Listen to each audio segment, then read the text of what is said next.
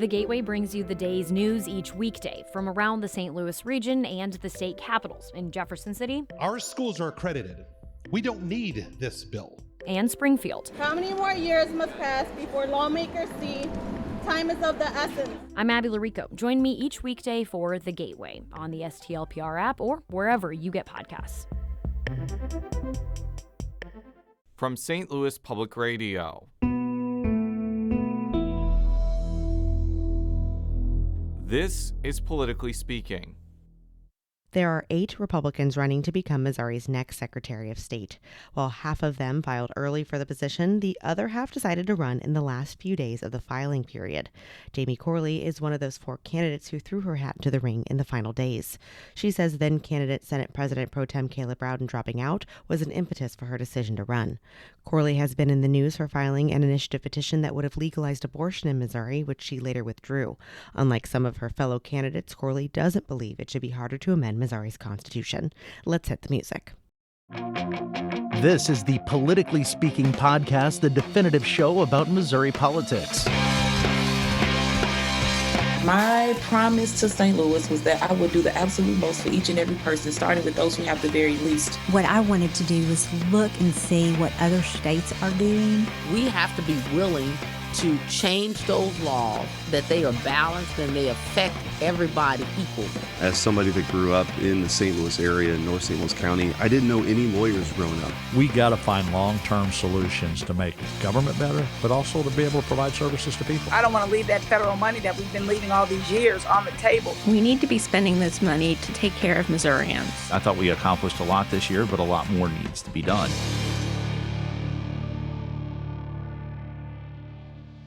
And welcome to Politically Speaking. I'm your host, St. Louis Public Radio State House and Politics reporter, Sarah Kellogg. Joining me is my co-host in St. Louis. He is St. Louis Public Radio's political correspondent, Jason Rosenbaum. And our guest today, she is one of the 8 Republicans seeking to become Missouri's next Secretary of State, Jamie Corley. Thank you so much for being on the show, and let's get right into it. We have a lot of questions. So first of all, for our listeners, tell us a little bit about yourself and what is your background in politics and Missouri politics? Yep. So Jamie Corley, I born and raised 5th generation Missourian. And after graduating from high school, because in St. Louis, everybody wants to know, as Jason is rolling his eyes at me. Which high school did you go to? Yeah, I went to MICDS. Okay. After graduating, spent a long time in public policy and in politics. Worked on the Hill for a long time for 3 members of Congress doing press, and then moved out after a pretty significant medical event. I moved out to San Francisco, as all conservatives do, and did a couple different things there. Had a media company, worked at Stanford in a think tank, conservative think tank at Stanford, then moved back home. And in 2020, I moved back home and then got really involved actually in an initiative petition to change the abortion law in Missouri. So right now, I'm the executive director of the Missouri Women and Family Research Fund. It's a 501c4 nonprofit that does advocacy for Missouri women and families. We have multiple questions on that initiative petition in a second. But first, what drew you to the Secretary of State race in particular? Why did you decide to run for it? Yeah, so, when Senator Caleb Rowden dropped out, I looked at, because I worked so closely with the Secretary of State's office during my initiative petition process, that I was very keen on who was going to be the Secretary of State in the 2024 and beyond. And I looked at the candidates and I did not see anyone who I would vote for. And I talked to a few people initially thinking, what if we have to run an IP next year, what are we going to do? I don't feel confident that anybody on the ballot is competent enough to, really be somebody who can make sure the voters' voices heard on IP reform. So I had a lot of conversations, quick conversations. It was a quick turnaround. And I decided that I'm going to put my name on the ballot. And that's what I did. Drove down to Jefferson City. To expand on that initiative petition, so you have been in the news since that initiative petition that would have legalized abortion within the Missouri Constitution. Why did you file this petition, and why did you ultimately withdraw it? So I filed, well, let's just start with Missouri has one of the strictest abortion laws in the country. That is a total ban on abortion with no exceptions for rape and incest. I am conservative, and I found that very dangerous for women and families. That was not anything that I saw as pro-life. And so I also, at the other hand, saw Missourians for Constitutional Freedom and what they had introduced a couple months prior, and I found those too extreme for Missouri. So my group, we put together a ballot initiative that would have legalized abortion in the first trimester with exceptions for rape and incest. So a solution to the current ban, which is deeply unpopular and dangerous for families, but something that is in line with Missouri voters. So we did the whole process. We introduced it. We did ballot language. We started collecting signatures. And then Missourians for Constitutional Freedom, which was kind of regarded as a stalled campaign, got a massive influx of out-of-state money. Yeah, because they had resolved their internal impasse about whether they were going to have a fetal viability language or nothing at all. And they went with fetal viability language. Planned Parenthood, which had been pushing for no fetal viability language, basically capitulated and decided to get on board with it. And it's raised a ton of money since then. Right. So having two amendments on the ballot with the same subject is really impractical. Do you think, as someone who has advocated even for limited abortion access in Missouri, because you were chastised by the left, you were chastised by the right, but let's focus on the right here. They're going to be like, you tried to legalize abortion in Missouri. You don't align with where the Missouri Republican Party is on this issue, and therefore you're going to be automatically disqualified to be Secretary of State. Right. What would you say about that? I would say I'm aligned with Donald Trump that I think abortion bans go way too far. And I know this from conversations. I know this from polling and data. I've studied this extensively, that I believe I am spot on with Republicans in Missouri, that abortion bans go way too far. No exceptions for rape and incest is something that most Republicans don't even think is an option. Republicans, including Senator Josh Hawley, Senator Eric Schmidt, when they talk about being pro-life, they always talk about exceptions for rape, incest, life of the mother. So I actually feel like I have an incredibly strong conservative position on abortion that's aligned with the party and aligned with Donald Trump.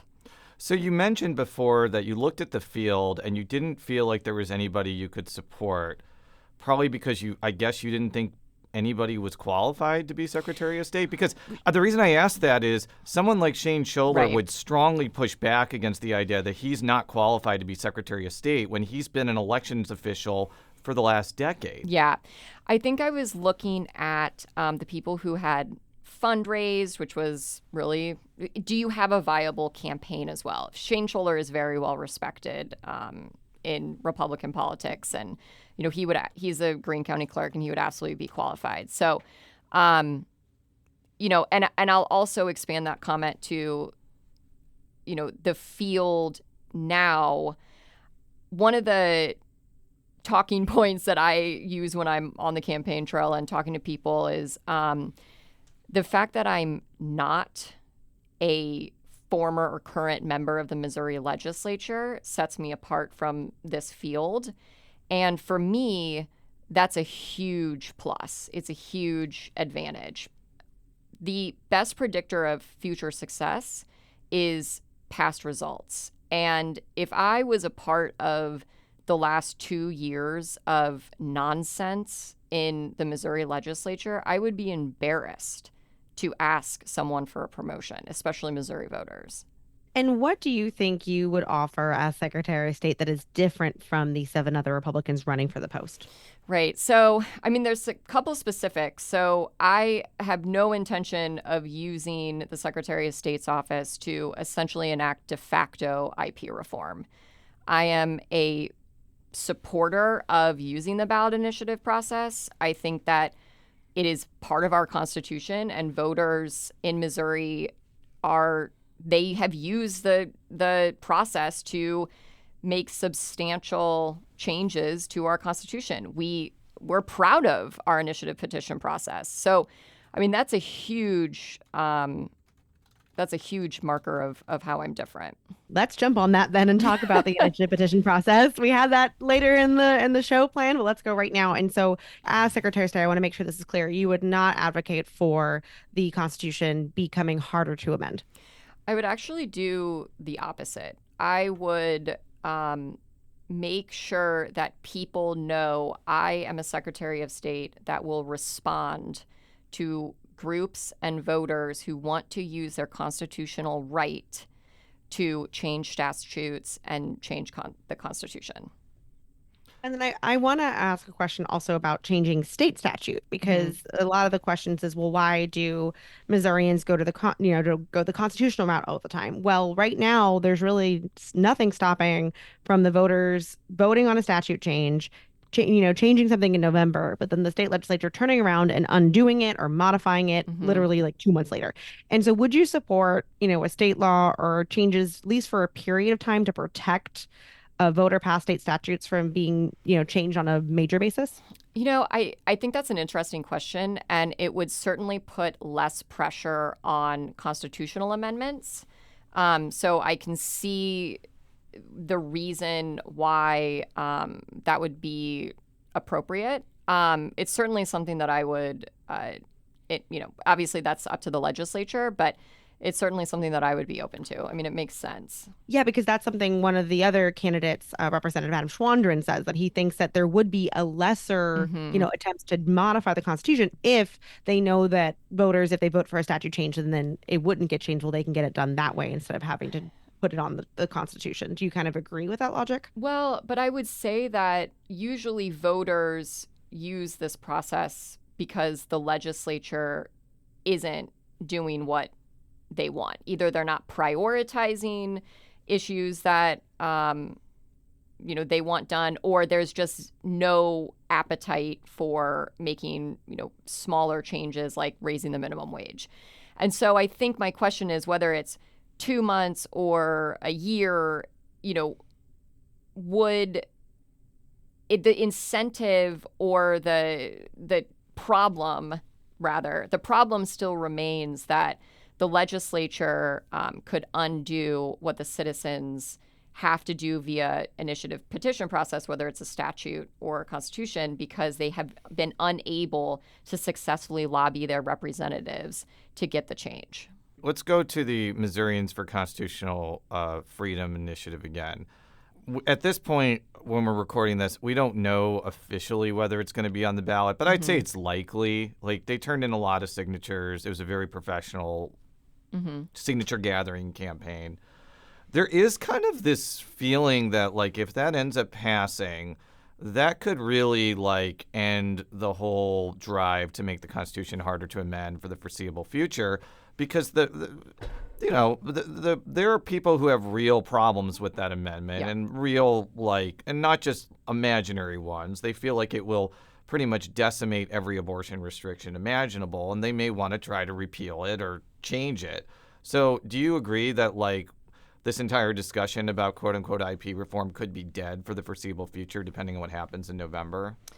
I think, depending on what happens. And I would add, I have concerns about the amendment. And I think that, to answer your question, though, yes, I think it could be dead in the legislature. But again, we have been hearing from other people in this race that they will use their power as the Secretary of State to essentially create a de facto limitation on IP reform. And I know what that can look like because I've been through this process. It can look like inflammatory ballot language that you either have to throw in the towel or you have to go to court.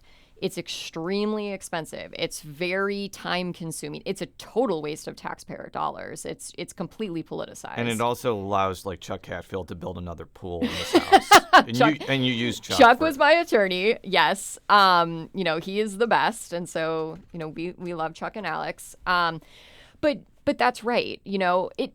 But for me, it is just such a waste of time because it also doesn't work. Look what happened to the ballot initiative process with the Missourians for Constitutional Freedom. It got decided in the courts, and it's going on the ballot. I mean, it's not as inflammatory, obviously, than what Secretary Ashcroft had originally written, but there's other things you can do. You can make it.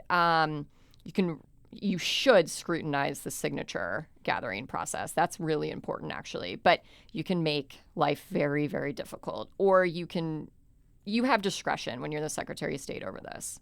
If the legislature next year, no matter what the vote is like in November, if it's on the ballot or not, if they once again try to put forward a proposal that would make it harder to amend the Constitution, do you think that voters would actually approve of any sort of proposal like that? Because it's failed flat in Ohio and Arkansas, and neither of them are, blue utopias here.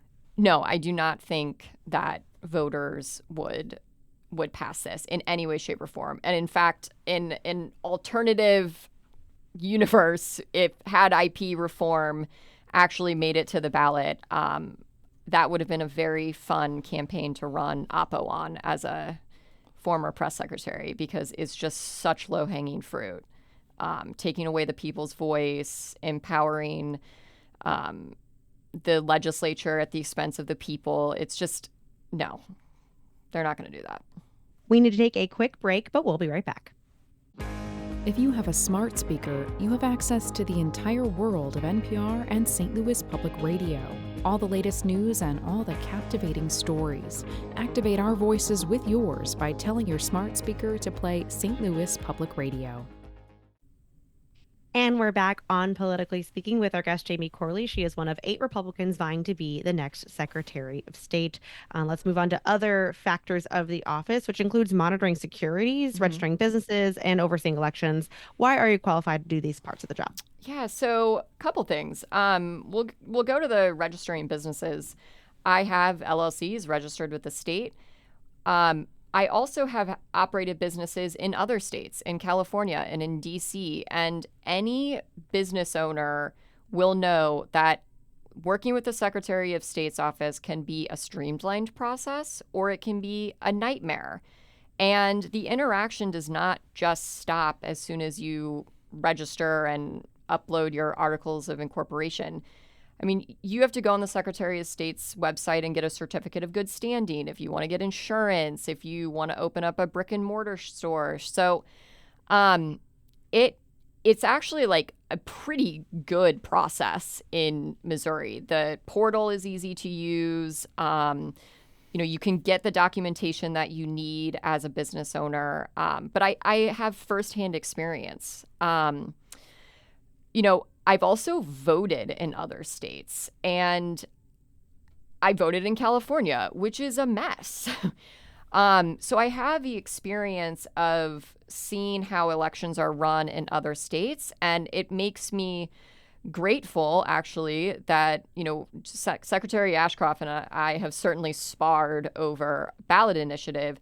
He's done a really good job of making sure our elections are secure and that people feel confident that their vote is counted. It's counted once, and it's not counted more or less than someone else's.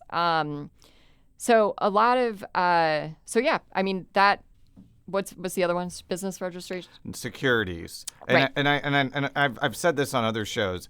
I don't know enough about securities, about like how you would regulate them other than I will crack down on bad ones. But do you have any ideas on how you would change that part of the office? Right. So, I worked for senior members of the House Banking Committee and the and the Senate Banking Committee. So I have a working understanding of banking policies. I think you're right. I have a 96-year-old grandmother. My directive toward that division would be protect senior citizens from bad actors, from fraud.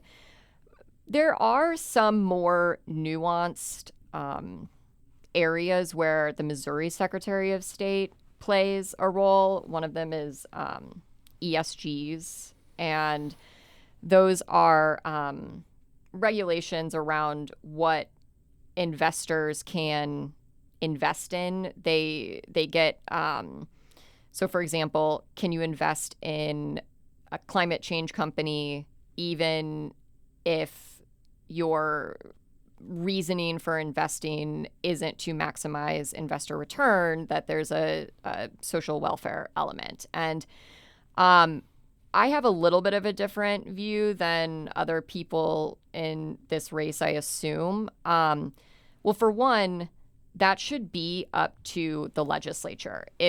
If we in Missouri want to restrict, or it's not really restrict, it's monitoring and adding regulations to how investors treat these ESGs, then the legislature needs to do that. And guess what? They couldn't get it over the finish line the last year. So that's why Secretary Ashcroft is the only Secretary of State in the country to move forward with these rules around regulating. My stance is, as a capitalist and somebody who believes in free markets, that if woke billionaires want to invest their money in climate change companies, great, have at it. Not how I'm going to invest my money. Obviously, when it comes down to retirement accounts, we need to have some oversight. But really, this is about duplicative, and I'm getting in the weeds here, but this stuff's important. This is about duplicative regulations. We don't need to, for political purposes, be piling on. If Trump is elected, he's talked about this on the campaign trail. I have every belief that he will monitor and make sure some of this nonsense with ESGs and the markets isn't happening. But in the Secretary of State's office, we really need to be focusing on protecting seniors from fraud.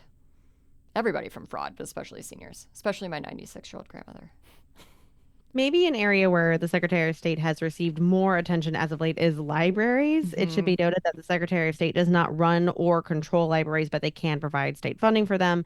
And Secretary Ashcroft talked on this program a while ago about rules around placement of what he deemed to be inappropriate material for children. What did you think of this idea, and would you have handled it differently? I would have handled it differently, but I want to preface that by saying nobody wins when our libraries become political battlegrounds. And I think both parties are using libraries as political battlegrounds. And I really hate to see that, because as Secretary of State, I want more kids to go to the library. I want more families to go to the library. I grew up going to the library, but at the same time, I'm for parents' rights, and parents need to know if their kids are being exposed to age inappropriate material. I do agree with Secretary Ashcroft on that.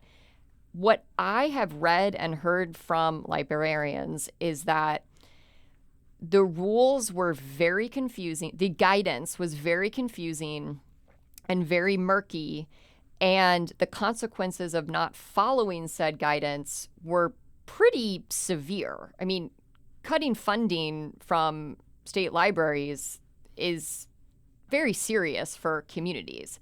So I think there needed to be a lot more clarification of what exactly constitutes inappropriate books or events and things like that. So I understand and agree with somewhat of the premise that, we have to make sure that kids aren't being exposed to inappropriate stuff. But it needs to be clarified in a way that doesn't curtail the purpose of libraries, which is to help kids read and get access to education and resources that a lot of kids don't have anywhere else but the library. I think that the issue here is that you kind of hit on it, that the concept of what is appropriate and inappropriate can be very subjective. Right. Like, I'll harken back to a classic episode of Politically Speaking with Ashcroft, where he was like, would I want my children to be exposed to like hardcore pornography? And the answer is obviously no. Right. But if we're talking about like a children's book that explains that some families happen to have parents who are of the same sex, and it just says that that's the case, and it tries to inform children of that reality, yeah, some people are going to be offended by that, but other people could be like, well, this is pretty banal, and it's not worth like losing state funding over. Like, can you kind of address the subjectiveness point? Well, that to me could be solved with making sure parents know what is available in the library. So I go back to exactly kind of what you said. Different families have different tolerance for what they want their kids to see. And I'm of course very supportive of that. But what I hear from parents is they don't want to be caught off guard, right? And so maybe that is a list of books that need to be provided to parents or provided to families. Maybe there's something where, something that provides transparency so that parents can be armed with their own knowledge. They can take that knowledge and do with it what they will. There will, of course, be parents who say, like, this doesn't bother me whatsoever. Other parents would maybe think twice about taking their kids to a certain section of the library, and that's up to them. One of the ideas that's been broached in this campaign is hand counting ballots instead of putting them through election machines. What do you think of this idea? Great auditing tool, cannot be how we count ballots in the state. So my goal as Secretary of State, and this is the goal of everybody running, is election integrity, making sure that our elections are safe, secure, and free from waste, fraud, and abuse. Hand counting ballots, not safe, not secure, does not limit waste, fraud, and abuse. So it doesn't make sense. But of course, as an auditing tool, it's absolutely important. I think it's mandated if it's within a margin of error, I think 5%, that you have to, go in and hand count ballots. I also believe that we need paper ballots. We need that paper trail. I think that's very important. How we store those is very important. That is a security concern, also something that I want us to, as Secretary of State, that I want to make sure that we have proper security protocols in place for physical storage of those ballots. But we have a system where you vote on a machine. It's not connected to the internet. So I wouldn't replace that with hand counting ballots. One of the biggest changes during the Ashcroft administration was the implementation of an early voting period where you can go in person to a designated place and cast your ballot for any reason. What do you think of this system, and would you change it at all? I love it. I think it's great. It's 2 weeks. It's kind of like the Goldilocks of ballot, early voting. It's not too much, but it's not too little. My goal is to make sure that all Missourians can vote. And early voting is a way to do that. And it's a safe way to do that. We can control the, working with the county clerks to control the systems and the functionality in the same way that we would on election day. It's just for 14 days instead of 1 day. So I'm very in favor of early voting for 2 weeks. So currently, if you end up sending a ballot either through the mail or you drop it off to a local election official, you have to check off an excuse. Oh, yeah, you know what's coming. Yeah. anybody who's listening to this show is probably sick of me making this point, but it's a useless system. It is unenforceable. And I actually think I'm going to just even be more candid. I think that it is like giving the impression to voters that if they have to be 100% honest here or they're going to go to jail. When in reality, if you mark down that you're at work at a certain day, you're going to be out of town and you're not, nothing will happen to you. Why should we keep this system? It doesn't make any sense.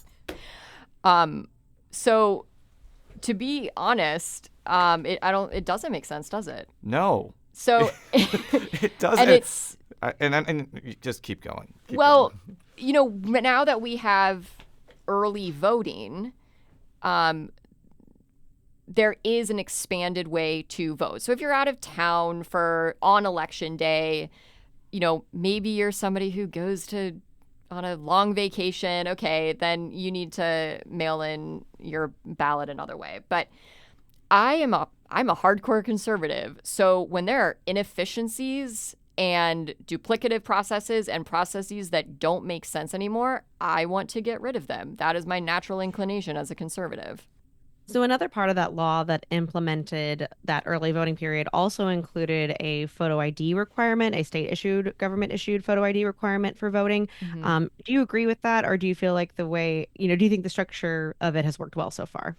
I do. That is part of keeping our elections secure. I'm sure that you've heard from a lot of different people. A lot of us are talking about this on the campaign trail about non-citizens voting and only Missouri citizens voting. That's really important. I think it's probably the one thing eight of us agree on. And it's just one check in the system to make sure that only Missouri citizens are voting in our elections. What exactly is objectionable about somebody with a green card voting in local elections?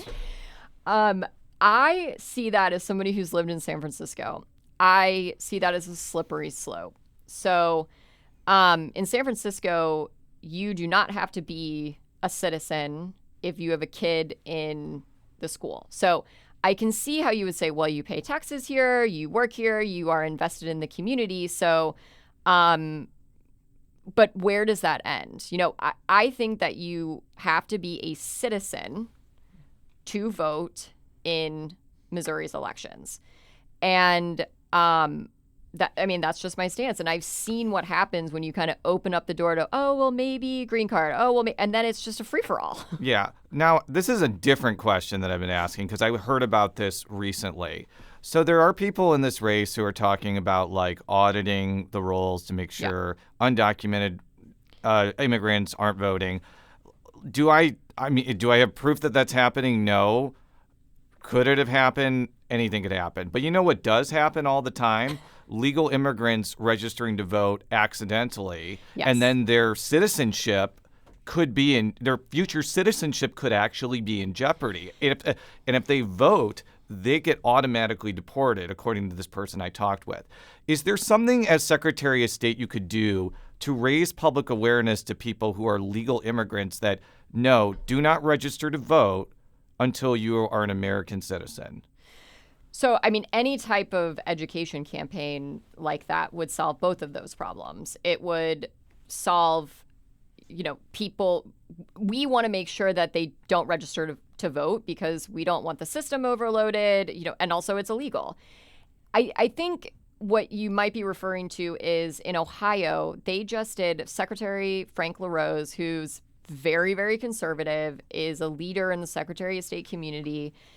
He just did a huge audit of voter rolls. And I think there were like 100 non-citizens registered, a tiny, tiny fraction. And of that 100, were they legal immigrants? I would imagine like 99% of them were legal. Because if you are in the country illegally, why would you go to a governmental entity and give your identifying information, including your address and your name? Right. That... So he that's exactly what, he was, again, very conservative, very proponent of election integrity, and a leader on this issue nationally. And he was very, very forthright in saying many times this is an accident. Many, many times this is not sinister. It is not, people trying to come in and take advantage of our elections. And I think that is important to recognize. However, or rather, people are so angry about the border. I'm angry about the border. And I think that's a lot where this stems from is illegal immigration is destroying our country. Every state is a border state. Biden has been absolutely a joke on immigration policy. And my response to that is, as a candidate, the best thing that you can do to fight illegal immigration is elect Donald Trump. As Secretary of State, I would make sure that our systems are strong enough to be able to, and resilient enough to be able to withstand any increase in potential illegal immigration. Last question before I let you go. The non-citizen ban is in an initiative that would ban ranked choice voting. We don't have ranked choice voting, and this initiative does not undo approval voting, which is in St. Louis. Right. What do you think of that initiative, and are you going to support it when you go to the ballot? Yeah, I'm not the biggest fan of ranked choice voting. It can be, but I'm also not a huge fan of just banning things. But I wouldn't be opposed to that. I will say, though, there's that other section of the amendment, the non-citizens voting, the legislature really dropped a ball because they forgot to put in an enforcement mechanism. So there's no new way to actually audit the voter rolls. So just to kind of do an apples to oranges comparison, the legislature, when they want the attorney general to be really involved in something, they can give the attorney general original concurrent jurisdiction, which he doesn't usually have at baseline, or she doesn't usually have at baseline. They didn't do that in this, SJR 78. So for me, that's just another example of the Missouri legislature dropping the ball, only doing half their job in saying non-citizens can't vote, but giving the Secretary of State no new powers to actually do anything about it. Well, that's all the time we have. Thank you so much, Jamie Corley, for being on the show. Politically Speaking is a product of St. Louis Public Radio, which is a part of the University of Missouri St. Louis. You can find all of our work about the election at stlpr.org. And Jamie Corley, where can people find you on the internet about your campaign where you want to be found? Yeah. CorleyFromMissouri.com. And that can get you to all the right places. All right. Thank you so much. And until next time, so long. Politically Speaking is produced by Jason Rosenbaum, Rachel Lippman, and me, Sarah Kellogg. The show is edited by Fred Ehrlich. Read all of our coverage at stlpr.org. And if you haven't already, make sure to subscribe to Politically Speaking by searching the term Politically Speaking on Apple Podcasts. From St. Louis Public Radio.